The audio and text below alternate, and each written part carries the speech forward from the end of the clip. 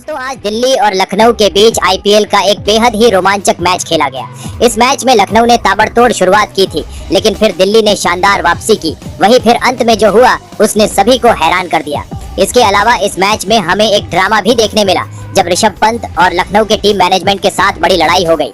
जी हाँ, इस वीडियो में हम आपको इस रोमांचक मैच की पूरी हाइलाइट्स बताएंगे, तो वीडियो को अंत तक जरूर देखें।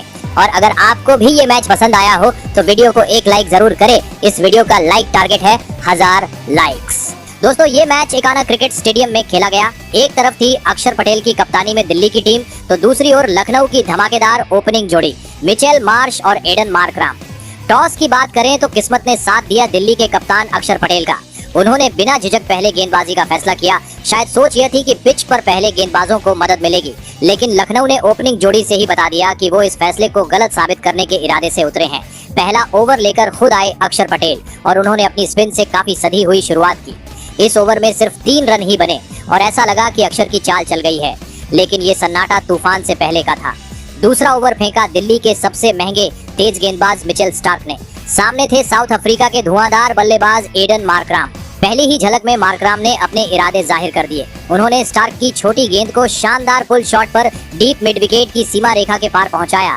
पहला छक्का मैच का और स्टेडियम में पहली बार सच में शो शुरू हुआ। अक्षर ने तीसरा ओवर फिर से खुद डाला और इस बार भी वो नियंत्रण में नजर आए, लेकिन दूसरी छोर से मिचेल मार्श ने रफ्तार पकड़नी शुरू कर दी थी। जैसे ही उन्हें थोड़ी सी भी जगह मिली, उन्होंने बल्ला घुमा दिया और शानदार चौका जड़ दिया। गेंद सीधे कवर के ऊपर से निकलती हुई बाउंड्री पार कर गई। चौथा ओवर आया युवा तेज गेंदबाज मुकेश कुमार के हाथ में, लेकिन इस बार मार्कराम पूरी तरह हावी हो गए। उन्होंने पहले तो एक दमदार चौका जड़ा और फिर अगली ही गेंद को उठाकर सीधे लॉन्ग ऑन की दिशा में जोरदार छक्का जड़ दिया। भीड़ ने शोर मचा दिया। लखनऊ अब रंग में आ चुका था। अब तक मिचेल मार्श धीरे धीरे खेलते रहे थे, लेकिन उनका बल्ला भी अब गर्म होने लगा था। 5वां ओवर लेकर आए दुष्मंथा चामेरा, जो इस सीजन का अपना पहला ओवर डालने आए थे, लेकिन पहली ही गेंद पर मार्श ने उन्हें वेलकम कहा। एक शानदार छक्के के साथ गेंद ऑफ स्टंप से बाहर पड़ी और मार्श ने उसे डीप स्क्वायर लेग के ऊपर से स्टैंड में पहुंचा दिया। ये सिर्फ छक्का नहीं था, ये एक संदेश था कि लखनऊ इस पिच पर स्कोरिंग करने के पूरे मूड में है। और फिर आया छठा ओवर, जिसमें टीम ने 50 रन पूरे कर लिए। ओपनर्स की ये साझेदारी बेहद संतुलित और खतरनाक थी। जहां एक और मार्कराम आक्रामकता दिखा रहे थे, वहीं मार्श उन्हें जरूरी स्ट्राइक रोटेशन और क्लीन फिनिश के जरिए सपोर्ट कर रहे थे। 6 ओवर के पावर प्ले के बाद लखनऊ की शुरुआत धमाकेदार हो चुकी थी। बिना विकेट गंवाए 50 रन और दोनों ओपनर सेटल। पावर प्ले के खत्म होने के बाद भी एडन मार्कराम की विस्फोटक बल्लेबाजी का सिलसिला थमा नहीं। एक तरफ जहां मिचेल मार्श समझदारी से खेलते हुए जोखिम उठाने से बचते दिखे, वहीं दूसरी ओर मार्कराम पूरी लय में नजर आए। हर ओवर में कोई न कोई बाउंड्री जरूर निकाल रहे थे, जिससे रणगति लगातार तेज बनी रही। मार्कराम ने जरा भी दबाव नहीं बनने दिया। गेंदबाजी में बदलाव का कोई असर उन पर नहीं पड़ा।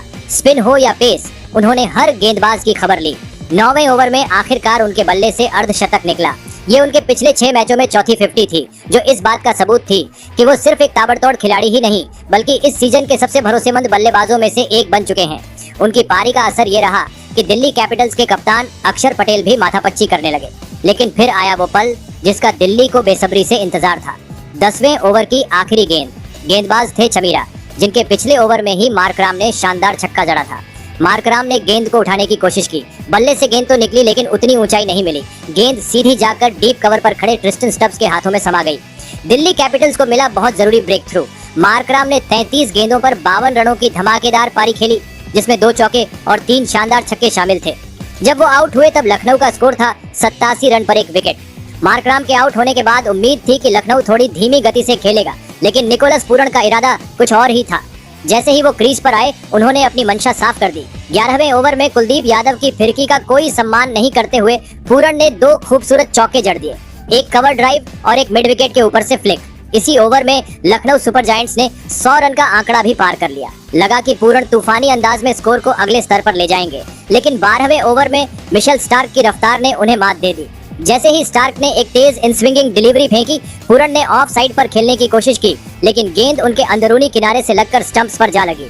स्टार्क ने अपने ट्रेडमार्क अंदाज में हवा में मुक्का मारते हुए खुशी मनाई। एक बड़ा विकेट दिल्ली की झोली में चला गया। पूरण सिर्फ 9 रन ही बना सके। अब सबको उम्मीद थी कि कप्तान ऋषभ पंत मैदान पर उतरेंगे और टीम को संभालेंगे, लेकिन सभी हैरान रह गए जब उनकी जगह अब्दुल समद बल्लेबाजी के लिए आए। शायद रणनीति में कोई बदलाव किया गया था, लेकिन ये दांव भारी पड़ता नजर आया। दिल्ली की टीम ने इस मौके का पूरा फायदा उठाया और अपने गेंदबाजों को लगातार अटैक पर रखा। 13वें ओवर में रन गति पर लगाम लग गई। पहले ओवर की शुरुआती गेंदों पर अब्दुल समद जूझते नजर आए, रन बनाना मुश्किल हो गया। फिर जैसे ही मुकेश कुमार ने अगली गेंद फेंकी, समद ने फ्लिक करने की कोशिश की, लेकिन गेंद हवा में उठ गई और सीधा गेंदबाज के हाथों में समा गई। दिल्ली को मिला एक और विकेट। समद 8 गेंदों में सिर्फ 2 रन बनाकर पवेलियन लौटे।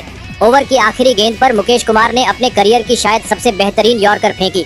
सामने थे सेट बल्लेबाज मिचेल मार्श, जो अब तक टीम की पारी को थामे हुए थे। गेंद ऑफ स्टंप की ओर इन स्विंग करती हुई आई और सीधे गिल्लियां उड़ा गई। मार्श का बल्ला उस गेंद तक समय पर नहीं पहुंच सका और बोल्ड हो गए। उन्होंने 36 गेंदों में 45 रन बनाए, लेकिन उनका विकेट मैच का टर्निंग पॉइंट साबित हुआ। लखनऊ सुपर जायंट्स का स्कोर 110 पर 4 विकेट हो गया और दिल्ली ने गेम में जोरदार वापसी कर ली। अब सबको लग रहा था कि आखिरकार ऋषभ पंत बल्लेबाजी के लिए उतरेंगे, लेकिन एक बार फिर हैरानी तब हुई जब आयुष बदोनी को बतौर इम्पैक्ट प्लेयर भेजा गया। यानी अभी भी पंत बेंच पर ही बैठे थे। दिल्ली कैपिटल्स ने अब पूरी तरह से मैच पर पकड़ बना ली थी और लखनऊ की पारी की दिशा अचानक बदलती दिखाई दी।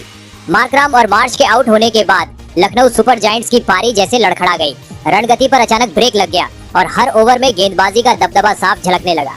अब क्रीज पर थे डेविड मिलर और आयुष बड़ोनी, लेकिन दोनों बल्लेबाजों के बीच तालमेल बनते बनते दिल्ली कैपिटल्स ने अपनी पकड़ मजबूत कर ली थी।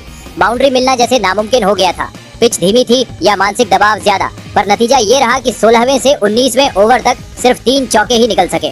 सबसे चौंकाने वाली बात ये रही कि ऋषभ पंत अब तक बल्लेबाजी के लिए नहीं आए थे। जब मार्कराम और मार्श आउट हुए, तब लगा था कि पंत अब जिम्मेदारी लेंगे और पारी को गति देंगे, लेकिन उनकी जगह पहले अब्दुल समद, फिर मिलर और बड़ोनी को भेजा गया। पंत का नंबर 7 पर आना फैंस और एक्सपर्ट्स दोनों के लिए हैरानी भरा रहा। डगआउट में कैमरा बार बार पंत के चेहरे को पकड़ रहा था और हर बार उनका चेहरा बेचैनी से भरा हुआ नजर आ रहा था। ऐसा लग रहा था जैसे वो खुद क्रीज पर उतरना चाहते हैं, लेकिन शायद टीम मैनेजमेंट के फैसले के आगे मजबूर थे। मेंटर जहीर खान के साथ पंत की तीखी बहस कैमरे में कैद हुई, जिससे साफ था कि सब कुछ ठीक नहीं चल रहा था। अब तक लखनऊ का स्कोर 140 के आसपास अटका हुआ था और ऐसा लगने लगा कि टीम 160 का आंकड़ा भी पार नहीं कर पाएगी। तभी 20वें ओवर में आयुष बड़ोनी ने कमाल कर दिया। मुकेश कुमार के खिलाफ उन्होंने पहले 3 गेंदों पर लगातार 3 चौके जड़ दिए, लेकिन चौथी गेंद पर मुकेश कुमार ने एक फुल यॉर्कर फेंकी, जिसे बड़ोनी पढ़ नहीं पाए और बोल्ड हो गए। बड़ोनी ने 21 गेंदों में 36 रन की अहम पारी खेली। अब आखिरकार बारी आई कप्तान ऋषभ पंत की, लेकिन तब तक देर हो चुकी थी। सिर्फ 2 गेंदें ही शेष थीं। पहली गेंद पर कोई रन नहीं बना और आखिरी गेंद पर पंत ने रिवर्स स्कूप खेलने की कोशिश की, लेकिन गेंद सीधी स्टंप्स में जा लगी। पंत निराश होकर लौटे, वो खाता भी नहीं खोल सके। डेविड मिलर 15 गेंदों में 14 रन बनाकर नाबाद लौटे, लेकिन वो पारी को फिनिश देने में नाकाम रहे। लखनऊ सुपर जायंट्स ने 20 ओवरों में 6 विकेट पर 159 रन बनाए, जो इस सीजन में उनका सबसे कम स्कोर रहा। एक समय जब मार्कराम और मार्श मैदान पर थे, तब लग रहा था कि टीम 180 से 190 तक आराम से पहुंच जाएगी, लेकिन मार्कराम के आउट होते ही जैसे टीम ने अपनी दिशा और रफ्तार दोनों खो दी। दिल्ली के लिए मुकेश कुमार ने सबसे ज्यादा 4 विकेट झटके। लखनऊ सुपर जायंट्स द्वारा रखे गए 160 रनों के लक्ष्य का पीछा करने उतरी दिल्ली कैपिटल्स की शुरुआत काफी दिलचस्प रही। जब करुण नायर और अभिषेक पोरेल बल्लेबाजी के लिए मैदान में उतरे, तो सभी की नजरें इस बात पर थीं कि क्या दिल्ली तेज शुरुआत कर पाएगी। पहला ओवर लेकर आए थे लखनऊ के अनुभवी गेंदबाज शार्दुल ठाकुर। सामने स्ट्राइक पर थे करुण नायर और पहले ही कुछ गेंदों में उन्होंने इरादा जाहिर कर दिया। ठाकुर की लाइन और लेंथ को भांपते हुए नायर ने 2 गेंदों पर लगातार 2 चौके जड़ दिए। पहला चौका शानदार कवर ड्राइव था, जो मैदान को चीरता हुआ बाउंड्री लाइन पार कर गया, जबकि दूसरा चौका लेग साइड में खूबसूरत टाइमिंग के साथ खेला गया।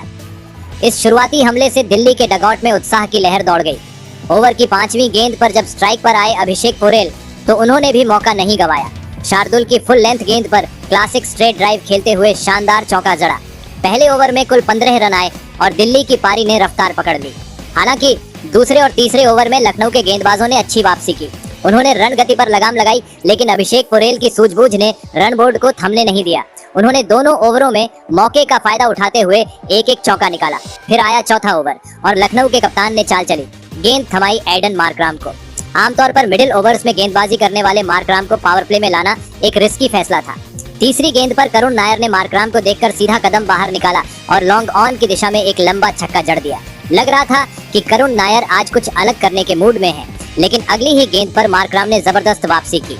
उन्होंने लेंथ थोड़ी शॉर्ट रखी, स्पिन को थोड़ा और तेज किया और गेंद को मिडिल और ऑफ स्टंप की ओर उड़ाया। करुण नायर एक बार फिर बड़ा शॉट खेलने गए, लेकिन गेंद सीधे स्टंप्स में जा घुसी। दिल्ली की टीम को लगा पहला झटका। करुण नायर ने 9 गेंदों में 15 रन बनाए, जिसमें 2 चौके और एक शानदार छक्का शामिल था। उन्होंने तेज शुरुआत दी, लेकिन विकेट जल्दी गवा बैठे। अब क्रीज पर आए केएल राहुल और पोरेल की जोड़ी ने समझदारी से खेलते हुए पारी को आगे बढ़ाया। उन्होंने पहले कुछ गेंदों पर खुद को जमाया और फिर जब भी डीली गेंद मिली उस पर चौका निकालना नहीं भूले। छठे ओवर की समाप्ति पर दिल्ली कैपिटल्स का स्कोर था 1 विकेट पर 54 रन। पावर प्ले में टीम को तेज शुरुआत मिली थी, एक अहम विकेट भी गिरा था, लेकिन स्कोरबोर्ड पर रन लगातार जुड़ते रहे। केएल राहुल और अभिषेक पोरेल दोनों ही बल्लेबाज अच्छी लय में नजर आ रहे थे। राहुल अपनी ट्रेडमार्क क्लास के साथ खेल रहे थे, वहीं पोरेल आक्रामक अंदाज में खेल रहे थे। लेकिन मैच का रंग तभी बदलने लगा जब गेंदबाजी करने आए स्पिनर दिग्वेश राठी। 7वां ओवर उनके नाम रहा। उन्होंने धीमी गति और टाइट लाइन लेंथ के साथ सिर्फ 5 रन खर्च किए और दोनों सेठ बल्लेबाजों को बांध कर रख दिया। इस ओवर के बाद दिल्ली के डगआउट में थोड़ी चिंता की लहर दिखने लगी, क्योंकि रन रेट जो पावर प्ले में काबू में था अब धीरे धीरे फिसलने लगा था। 8वां ओवर लेकर आए रवि बिश्नोई। उन्होंने भी राठी के ओवर की लय को बनाए रखा। लगातार फ्लाइटेड गेंदें, गुगली और तेज टप्पे के साथ रवि ने एक भी बाउंड्री नहीं दी और बल्लेबाजों को सिंगल्स तक ही सीमित कर दिया। अभिषेक पोरेल और केएल राहुल कोशिश करते रहे, लेकिन हर गेंद के साथ दबाव बढ़ता गया। 9वां ओवर फिर से राठी को सौंपा गया और इस युवा गेंदबाज ने अपनी प्रतिभा का लोहा मनवाया। उन्होंने और ज्यादा सटीकता से गेंदबाजी की। विकेट टू विकेट लाइन, धीमी गेंदें और अंदर आती गेंदों से उन्होंने सिर्फ 3 रन खर्च किए। अब लगातार 3 ओवरों में दिल्ली सिर्फ 15 रन ही जोड़ पाई थी। स्टैंड्स में बैठे दिल्ली के समर्थकों की बेचैनी बढ़ने लगी थी और लखनऊ की टीम को इस फेज में वापस मैच में लाने का पूरा श्रेय इन 2 स्पिनरों को जाता है। 10वां ओवर आया और गेंदबाज थे एडन मार्कराम। पिछले ओवरों की सख्त गेंदबाजी के बाद बल्लेबाज अब बाउंड्री के लिए छटपटा रहे थे और आखिरकार इस ओवर की तीसरी गेंद पर अभिषेक पोरेल ने स्क्वायर लेग की दिशा में एक चौका जड़कर बाउंड्री का सूखा खत्म किया। 10 ओवरों के बाद दिल्ली का स्कोर था 1 विकेट पर 80 रन। मैच लगभग बराबरी पर था। अब दिल्ली को जीत के लिए अगले 10 ओवरों में 80 रन चाहिए थे। रन रेट काबू में था, लेकिन लखनऊ की स्पिन तिकड़ी ने ऐसा जाल बिछाया था कि हर रन के लिए संघर्ष करना पड़ रहा था। दिल्ली कैपिटल्स के बल्लेबाजों ने अपनी पारी को तेजी से आगे बढ़ाते हुए 11वें ओवर में रवि बिश्नोई के खिलाफ शानदार प्रदर्शन किया। केएल राहुल और अभिषेक पोरेल ने लगातार हमले की रणनीति अपनाते हुए बिश्नोई को एक चक्का जड़ा और इस ओवर में कुल 16 रन जोड़े। बिश्नोई की गेंदबाजी पर यह दबाव साफ दिख रहा था, क्योंकि उन्होंने जो हल्की गलतियां की उनका पूरा फायदा राहुल और पोरेल ने उठाया। इस ओवर की चौथी गेंद पर अभिषेक पोरेल ने अपनी शानदार फॉर्म का प्रदर्शन करते हुए इस सीजन का अपना पहला अर्धशतक पूरा किया। 36 गेंदों में 50 रन। दिल्ली के डगआउट में खुशी की लहर दौड़ गई, क्योंकि पोरेल ने अपना बेहतरीन खेल दिखाया था और इस पारी को गति दी थी। इस शानदार शॉट सेशन के बाद दिल्ली के बल्लेबाजों का आत्मविश्वास काफी बढ़ गया था। राहुल और पोरेल लगातार बड़े शॉट्स खेलने के प्रयास में थे। अगले ही ओवर में राहुल ने मार्कराम को भी एक शानदार चक्का जड़ दिया। ये दिल्ली के लिए एकदम जरूरी था, क्योंकि अब तक मार्कराम की गेंदबाजी में स्पिन का दबाव और तेजी थी। राहुल के इस चक्के के बाद दिल्ली ने आखिरी 7 गेंदों में तीसरी बार छक्का जड़ा था और पारी के बलबूते को और मजबूत किया था। लेकिन तभी एक बड़ा पल आया। मार्कराम की गेंद पर पोरेल ने एक और बाउंड्री की कोशिश की, लेकिन दुर्भाग्य से गेंद को सही से टाइम नहीं कर सके। गेंद डीप मिड विकेट पर उड़ी और वहां खड़े फील्डर ने एक शानदार कैच लिया। पोरेल ने अपनी पारी को 36 गेंदों में 50 रन बनाकर समाप्त किया। यह दिल्ली के लिए एक बड़ा झटका था। अब दिल्ली का स्कोर था 105 रन पर 2 विकेट। पोरेल की शानदार अर्धशतकीय पारी के बाद अक्षर पटेल मैदान पर आए। दिल्ली के बल्लेबाजों को इस वक्त एक और ठोस साझेदारी की जरूरत थी। 13वें ओवर में अवेश खान ने शानदार गेंदबाजी करते हुए सिर्फ 3 रन दिए। अवेश की गेंदबाजी ने दिल्ली के रन रेट पर फिर से कड़ा पहरा लगा दिया और अब हर रन के लिए संघर्ष करना पड़ रहा था। लेकिन जैसे ही 14वां ओवर शुरू हुआ, अक्षर पटेल ने कड़ी मेहनत का सही फल पाना शुरू किया।